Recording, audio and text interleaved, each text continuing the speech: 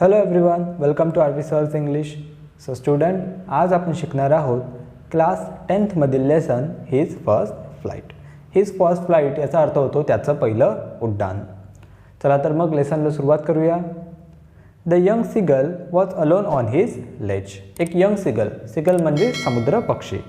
तर एक तरुण समुद्र पक्षी आपल्या लेजवर, लेज म्हणजे खडक, आपल्या खडकावर एकटाच उभा होता. His two brothers and his sister had already phloem away the day before. त्याचे दोन भाऊ आणि त्याची बहीण हे ऑलरेडी आदल्या दिवशी फ्लोन अवे म्हणजे तिथून उडून गेलेले होते. He had been afraid to fly with them. पण ह्या यंग सीगलला म्हणजे या तरुण समुद्र पक्षाला त्यांच्यासोबत उडण्यामध्ये भीती वाटत होती.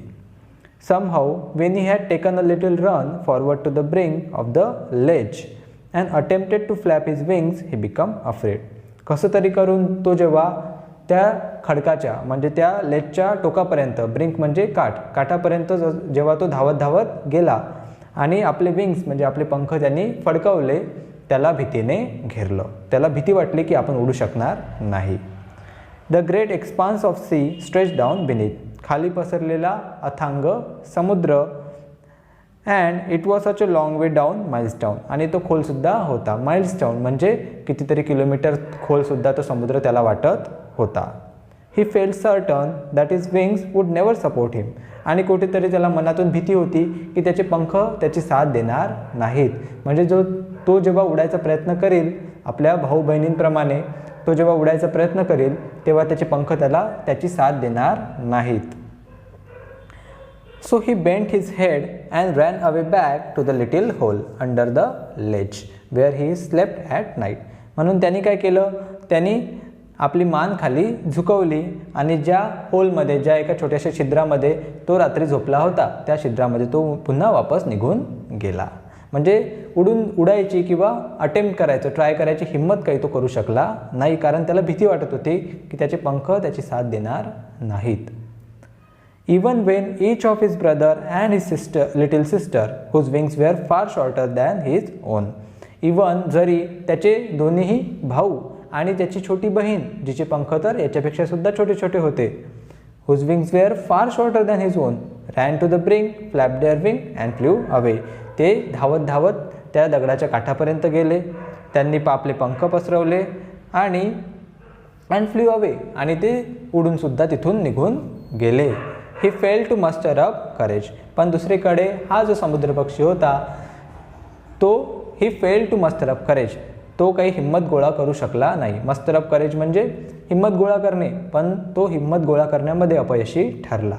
To take that plunge with appear to him so desperate. ती उडी मारण्याची, त्या काठावरून, त्या दगडाच्या काठावरून आकाशात भरारी घेण्याची जी हिंमत होती, ती हिंमत काही तो छोटा समुद्रपक्षी गोळा करू शकला नाही आणि आपल्या बहीण भावाप्रमाणे उडू शकला नाही. His father and mother had come around calling him shrilly, upbraiding him.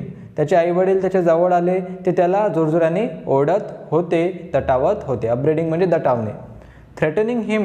Threatening to let him starve on his ledge unless he flew away. ते त्याला धमकावत, थ्रेटनिंग म्हणजे धमकावणे, ते त्याला धमकावत सुद्धा होते की जर त्याने उडायचा प्रयत्न केला नाही तर ते त्याला तिथेच उपाशी राहू देतील, त्याला खायला प्यायला सुद्धा काही आणणार नाहीत. But for the life of him he could not move. पण कुठेतरी आपल्या जीवाची भीती त्याला वाटत होती, त्यामुळे तो जागचा हल्लासुद्धा नाही. That was 24 hours ago. Since then nobody had come near him. आता 24 तास उलटून गेले तरी त्याच्याजवळ कोणीही आलं नाही. The day before all day long he had watched his parents flying about with his brother and sister. तर आदल्या दिवशी त्याने बघितलं की त्याचे आईवडील त्याच्या भावा बहिणींसोबत मस्तपैकी आकाशात उडत होते. परफेक्टिंग डेम in the art of flight. ते त्यांना उडायचं कसं, फ्लाईट म्हणजे उडणे, उडायचं कसं हे शिकवत होते. Teaching them how to skim the waves.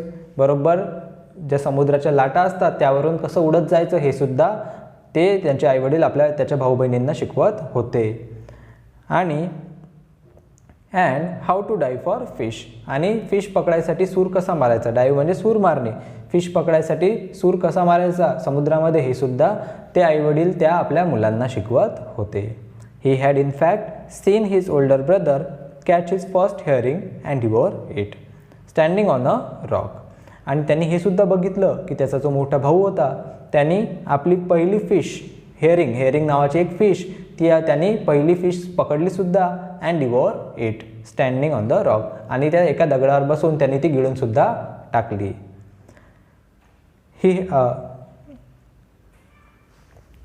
While his parents circled around raising a proud cackle, आणि त्याचे आईवडील आजूबाजूने उडत त्याच्या भावाला प्राऊड कॅकलिंग म्हणजे फारच प्रोत्साहन देत होते किंवा अत्यंत अभिमानाने त्याची वाहवा करत होते, हे सुद्धा त्यांनी बघितलं होतं.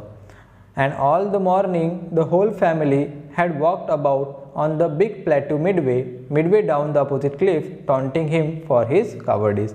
आणि सकाळच्या वेळी सर्व फॅमिली हे समोरच्या प्लॅट्यूवर म्हणजे समोरच्या दगडावर खडकावर बसून एका क्लिफवर म्हणजे एका उंचवट्यावर चढून त्याला त्याच्या कावर्डिससाठी म्हणजे त्याच्या भेकाडपणासाठी या यंग सिगुलला त्याच्या भेकाडपणासाठी टॉन्ट करत होते म्हणजे चिडवत होते आणि त्याला टोमणेसुद्धा मारत होते. म्हणजे हा जे उडायचा प्रयत्न करत होता त्यावरून सर्वच जण त्याचे भाऊ बहीणसुद्धा त्याला चिडवत होते की तू भेकाडायस असं ते त्याला म्हणत होते. The sun was ascending the sky, blazing on his ledge that faced the south. आता सूर्य हळूहळू वर यायला लागला होता आणि याच्या दगडाचा जी दिशा आहे ती साऊथकडे होती, त्यामुळे जे ऊन आहे त्याची प्रखरता त्याच्या दगडावर जरा जास्तच वाटत होती. He felt the heat because he had not eaten since the previous nightfall. त्याने काल रात्रीपासून काही खाल्लेलं नव्हतं, त्यामुळे he felt the heat. त्याला ती गरमी ते ऊन फारच जाणवत होतं. He stepped slowly out of the brink of the ledge. तो हळूच आपल्या लेजमधून आपल्या ज्या दगड आहे त्यावर तो बाहेर पडला. And standing on one leg with the other leg hidden under his wing. तो एका पायावर उभा राहिला आणि एक पाय त्याने आपल्या पंखामध्ये लपवला. He closed one eye then the other. त्यांनी एक डोळा बंद केला, त्यानंतर त्याने दुसरा डोळासुद्धा बंद केला. And pretended to be falling asleep. आणि तो असं दाखवत होता की तो झोपी गेला आहे. Still they took no notice of him.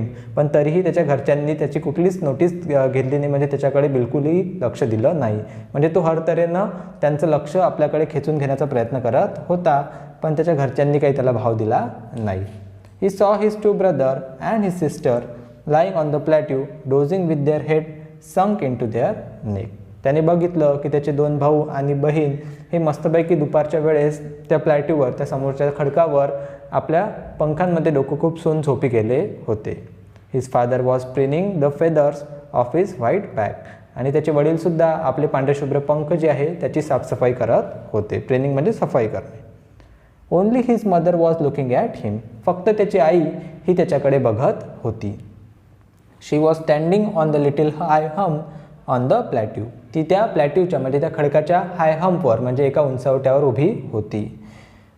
Her white breast trust forward. आणि तिची जी व्हाईट ब्रेस्ट होती म्हणजे तिचे जे छातीवरचे पंख होते ते समोर दिसत होते. Now and again she tore at a piece of fish that lay at her feet. मग तिने काय केलं, तिने आपल्या पायाजवळ एक मासळी पडली होती, तिचा एक तुकडा तोडला. She tore at a piece of a fish that lay at her feet and then scraped each side of her beak on the rock. आणि तिने काय केलं, तिने आपली जी चोच आहे ती चोच दोन्ही साईडनी त्या दगडाला घासली. तिने काय केलं, त्या मासळीचा एक तुकडा तोडला आणि आपली जी चोच आहे ती दोन्ही साईडनी त्या दगडावर घासली. The sight of the food maddened him. आता जेव्हा त्या यंग सिगलनं फूड बघितलं म्हणजे अन्न बघितलं तेव्हा तो त्या अन्न पाहून वेडापिसाच झाला.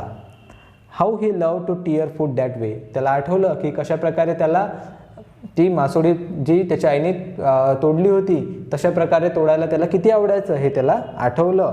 Scrapping is big now and again to wait it.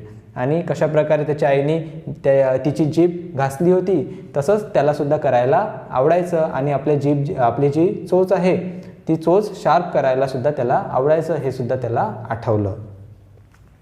गा गा गा he cried begging her to bring him some food. गा गा गा अशा प्रकारे तो जोरजोरानं आवाज देऊन आपल्या आईला फूडसाठी म्हणजे अन्नासाठी विनवणी करू लागला की मला काहीतरी खायला दे, अशा प्रकारची विनवणी तो त्याच्या आईला करू लागला. गॉकोला शी स्क्रीम बॅक डेरिसिव्हली. पण त्याची आई दुसरीकडे उपहासात्मकपणे, डेरिसिव्हली म्हणजे उपहासात्मकपणे त्याला त्याच्यावरच ओरडली की मी तुला काही ते खायला देणार नाही. But he kept calling plaintively. Plaintively म्हणजे रडत रडत अत्यंत विनवण्या करत तो त्याच्या आईला आवाज देतच राहिला. And after a minute or so he uttered a joyful scream.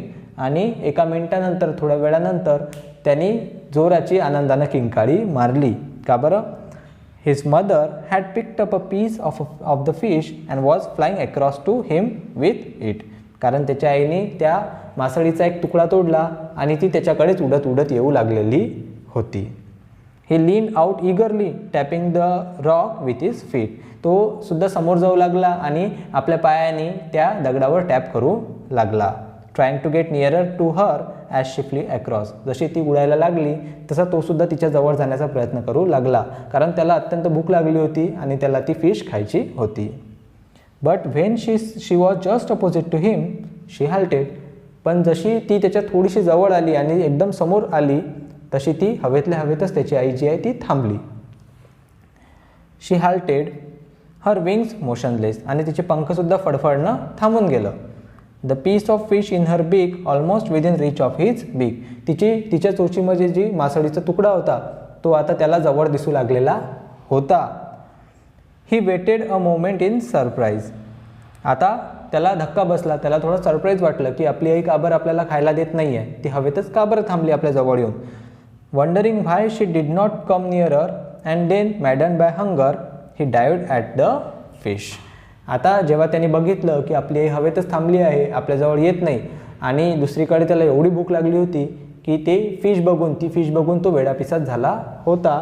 त्यामुळे त्याला काही सुचलं नाही आणि तो धावत धावत गेला आणि त्याने सुद्धा हवेमध्ये उडी मारली. त्या दगडावरून त्या खडकावरून त्याने हवेमध्ये उडी मारली. With a loud scream he fell outward and downward into the space. आणि मोठा आवाज करत तो हवेमध्ये वर खाली गटांगळ्या खाऊ लागला. देन अ मॉन्स्टरस टेरर सीज्ड हिम. त्यानंतर एक मॉन्स्टरस टेरर म्हणजे एक अत्यंत भयंकर अशी भीती त्याच्या मनामध्ये शिरली. And his heart stood still. आणि त्याचं हृदय धडधडणं थांबून गेलं, इतकी त्याला भीती वाटली. He could here nothing. आता त्याच्या कानांना काहीही ऐकू येत नव्हतं. But it only lasted a minute. पण हे फक्त एका मिनिटापुरतं त्याला वाटलं. The next moment he felt his wings spread outward. पुढच्या वेळी त्याच्या लक्षात आलं की त्याचे पंख जे आहेत ते समोरच्या दिशेने उघडलेले आहेत. The wind rush against his breast feather. हवा आधी त्याच्या छातीला स्पर्शून गेली. Then under his stomach. त्यानंतर त्याच्या पोटाखाली त्याला हवेचा स्पर्श जाणवला. And against his wing. आणि त्याच्यानंतर त्याचे पंख आहे त्या पंखांमध्ये हवा शिरली. He could feel the tips of his wings cutting through the air. आता त्याला जाणवत होतं की त्याचे जे पंख आहेत ते हवेला चिरत समोर निघून चाललेले होते. He could feel the tips of wing cutting through the air. He was not falling headlong now. आणि त्याच्या लक्षात आलं की तो डोक्यावर आदळून, त्याला जी भीती वाटत होती की जर आपण उडायचा प्रयत्न केला तर आपण सरळ डोक्यावर आदळू आणि मरून जाऊ, पण आता ती भीती त्याच्या मनातून निघून गेलेली होती. He was snoring gradually downwards and outwards. He was no longer afraid. तो हवेमध्ये वरखाली उडण्याचा प्रयत्न करत होता, गटांगळ्या खात होता, पण आता त्याच्या मनातून जी भीती आहे ती निघून गेलेली होती. He just felt a bit dizzy. फक्त त्याला थोडंसं थकल्यासारखं वाटत होतं.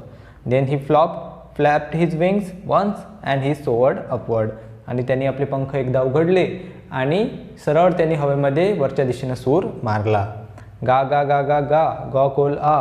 हिज मदर सोप पास्ट हिम. त्याची आईसुद्धा आता किंकाळ्या करत किंवा छानसा आवाज काढत त्याच्या आजूबाजूला आता उडू लागली. हर विंग्स मेकिंग लाऊड नॉईज. तिच्या पंखांचा सुद्धा जोरजोरात आवाज होत होता. तिच्या आईला पण खूप आनंद झालेला होता. He answered her with another scream. त्याने सुद्धा किंकाळी काढून छानसा आवाज काढून आपल्या आईला जे आहे साथ दिली. Then his father flew over him screaming. त्यानंतर त्याचे वडीलसुद्धा जॉईन झाले त्यांना आणि ते सुद्धा त्याच्याबरोबर उडायला लागले. He saw his brother and his sister flying around him curveting and banking and soaring and diving. त्याने बघितलं की त्याचे 2 भाऊ आणि त्याची बहीणसुद्धा त्याच्या आजूबाजूला उडायला लागलेले होते. कर्वेटिंग म्हणजे उडी मारणे, घोड्यासारखी उडी मारणे. बँकिंग म्हणजे उडणे. सोअरिंग अँड डायव्हिंग म्हणजे वरखाली उडत जाणे किंवा डाईव्ह मारणे. तशा प्रकारे हवेमध्ये छानसे करतात ते सगळे मिळून आता करू लागलेले होते. Then he completely forgot that he had not always been able to fly. आता तो पूर्णपणे विसरून गेला होता की त्याला कधीच उडता येत नव्हतं. म्हणजे त्याला आता असं वाटत नव्हतं की आपण आधी उडू शकत नव्हतो. And commanded himself to dive and soar and curve shrieking shrilly. आणि तो स्वतःला बजावत होता. आता तो पाण्यामध्ये डाईव्ह मारत होता, सोवर अँड कर्व खालून उडत होता, वरती उडत होता. म्हणजे तो आता स्वतःला आजमावत होता स्ट्रिकिंग स्ट्रेली. आणि छानशी किंकाळ्या आनंदाच्या सुद्धा मारत होता. He was near the sea now flying straight over it. आता तो समुद्राजवळ उडायला लागला आणि एकदम तो समुद्राच्या समांतर म्हणजे लाटांच्या वरून उडत होता. Facing straight out over the ocean. आणि तो स्ट्रेट त्या ओशनकडे, त्या अथांग समुद्राकडे बघत होता. He saw vast green sea beneath him. त्याने बघितलं की त्याच्या खाली अथांग हिरवा सागर पसरलेला आहे. With little ridges moving over it and he turn his beak sideways and crowed amusedly. त्याने बघितलं की थोडेसे सुळके, त्याला दगडांचे थोडेसे सुळके त्याच्यावरून तो उडत गेला आणि आपली जी चोच आहे ती चोच एका साईडने अम्युजली म्हणजे प्लेजरेबली म्हणजे अत्यंत आनंदानं चोच एका साईडनं करून मान आडवी करून तो त्यावरून उडत राहिला. His parents and his brothers and sister had landed on the green flooring ahead of him. त्याचे आई वडील आणि त्याचे भाऊ बहीणसुद्धा हे समोरच्या एका हिरवळीवर उतरले. दे वी आर बॅकनिंग टू हिम. आणि ते calling स्ट्रीली.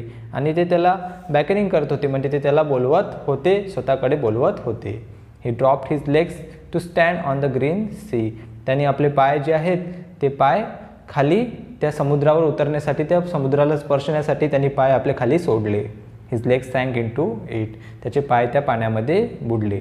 He scream with fright and attempted to rise again flapping his wings. त्याला भीती वाटली.